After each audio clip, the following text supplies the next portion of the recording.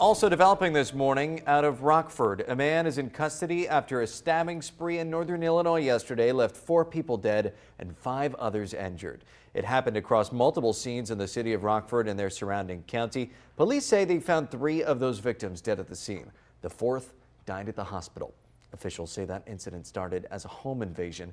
It is still under investigation as officials are looking for a motive. And we're continuing coverage on the officer-involved shooting that happened in Decatur that resulted in the death of 38-year-old Rocky Dupin.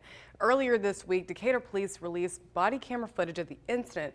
It showed officers shooting Dupin after he pulled out what was thought to be a real gun, but turned out to be a realistic model. Now, we've also learned that one of the officers involved in that shooting last week was a part of an officer-involved shooting last year. Our Julia Rozier met with Decatur law enforcement and brings us the latest on the investigation. The investigation into the officer-involved shooting that left a man dead is still underway in Decatur. 2 officers opened fire on an armed robbery suspect who was believed to be armed with a gun. Decatur Police Chief Shane Brandell says officers go through training for dangerous incidents, but whether an officer uses deadly force depends entirely on the situation they're facing. Every situation is different. Most police officers will tell you they've been in deadly force scenarios.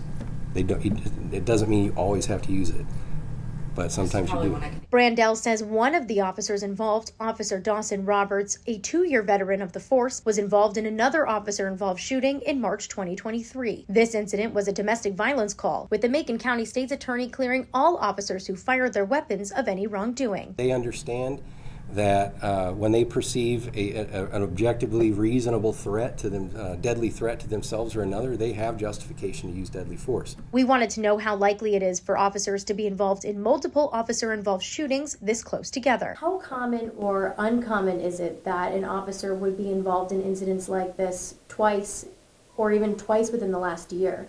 Extremely uncommon. In fact, I'm not aware of another circumstance where that would have been the case. So, most police officers can go their entire career without having to fire a round at someone. The Illinois Sheriff's Association agrees with the Decatur Police that the use of force depends on the situation. And you need to have the fear for your own life and fear for the others that are around you. When somebody's holding a gun and they're starting to move that towards you, that's a pretty good indicator that your life or others are at risk at that point in time.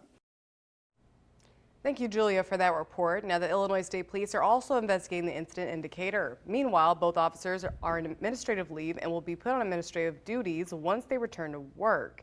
After ISP finishes their investigation, they will submit it to the Macon County State's Attorney for review.